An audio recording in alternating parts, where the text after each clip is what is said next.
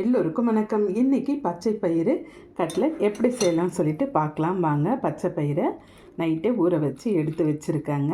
இப்போ நல்லா கொஞ்சமாக வேக வச்சுக்கலாம். சுடு தண்ணியில் ஒரு 2 கொதி கொதிச்சா போதுங்க. உடனே சட்டுன்னு வெந்துடும் பச்சை பயிறு. இப்போ வேக வச்சுருவோம் வாங்க. கேஸ் ஆன் பண்ணியாச்சுங்க. இப்போ நல்லா கொதிக்கட்டும். பாருங்கள், நல்லா கொதிக்குது. இப்போ கொஞ்சமாக உப்பு சேர்த்துருவோங்க. நல்லா வெந்துருச்சுங்க. பாதி வெந்துருச்சு, போதுங்க. இந்த அளவு வெந்தால் போதும். இப்போ கேஸை ஆஃப் பண்ணிடுவோம். இப்போ வடிகட்டி பாசிப்பருப்பு மட்டும் எடுத்துக்கலாங்க, பச்சை பயிறு மட்டும்.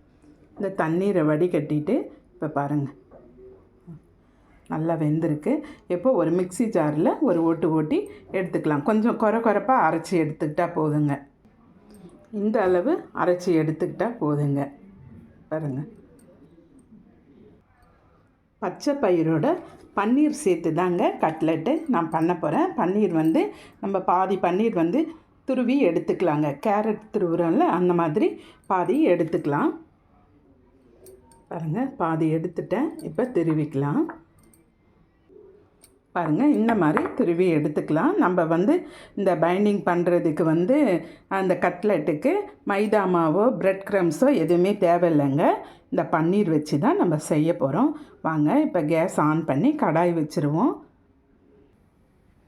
இப்போ எண்ணெய் விட்டுடுவோங்க. கடாயில் எண்ணெய் விட்டுருங்க. பொடியாக கட் பண்ணி வச்சுருக்கேன் இஞ்சி துண்டு, கொஞ்சம் 2 பச்சை மிளகாய் பொடியாக கட் பண்ணி வச்சுருக்காங்க. இது ரெண்டுமே சேர்த்துருவாங்க. எண்ணெய் நல்லா காஞ்சிருச்சு. பச்சை மிளகாவும் இஞ்சியும் நல்லா பொரிஞ்ச உடனே 2 வெங்காயம் கட் பண்ணி வச்சுருக்கேன். நல்லா வதக்கி கொடுங்க. வெங்காயம் மாதிரி வதக்கி செய்யும்போது நல்லா இருக்குங்க டேஸ்ட்டு.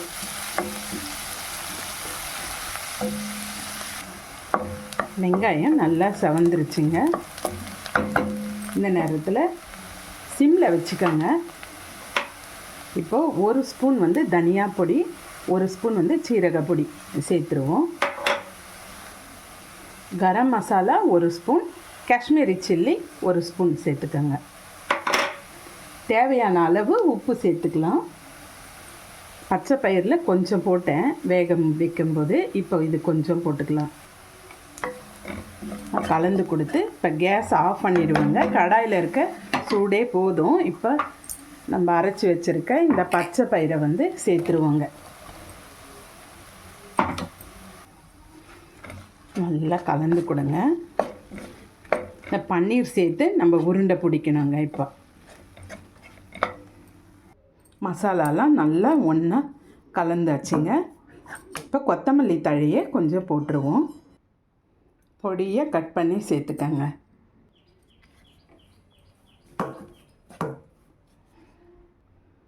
உப்பு காரம்லாம் கரெக்டாக இருக்கா பார்த்துக்கங்க. இப்போ பன்னீரை சேர்த்துருவோம்.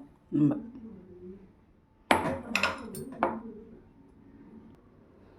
நல்லா கையாலேயே கலந்து கொடுத்து உருண்டை குட்டி குட்டியாக உருண்டை பிடிச்சிடுவோங்க.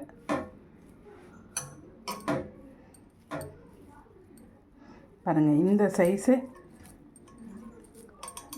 அளவுக்கு உருண்டை பிடிச்சிக்கிட்டா போதுங்க. இப்போ நான் உருண்டை பண்ணிவிட்டு காமிக்கிறேன் உங்களுக்கு. எல்லாம் உருண்டை பிடிச்சிட்டேங்க. பாருங்கள், ஒட்டவே இல்லை.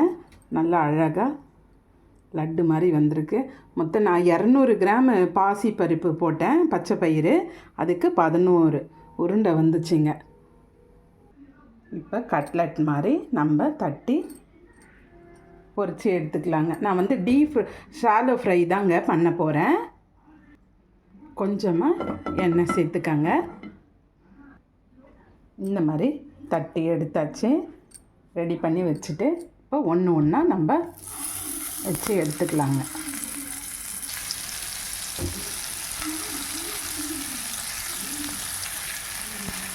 கொஞ்சம் பொறுமையாக திருப்பி விடுங்க.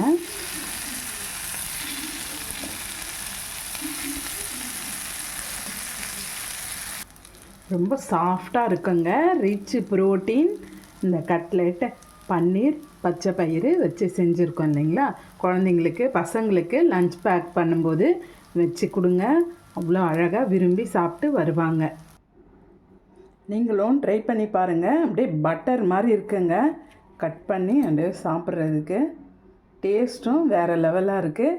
கண்டிப்பாக ட்ரை பண்ணுங்கள். உங்களுக்கு இந்த வீடியோ பிடிச்சிருந்தா லைக் பண்ணுங்கள், ஷேர் பண்ணுங்கள், கமெண்ட் பண்ணுங்கள், மறக்காமல் சப்ஸ்கிரைப் பண்ணுங்கள். தேங்க்யூ.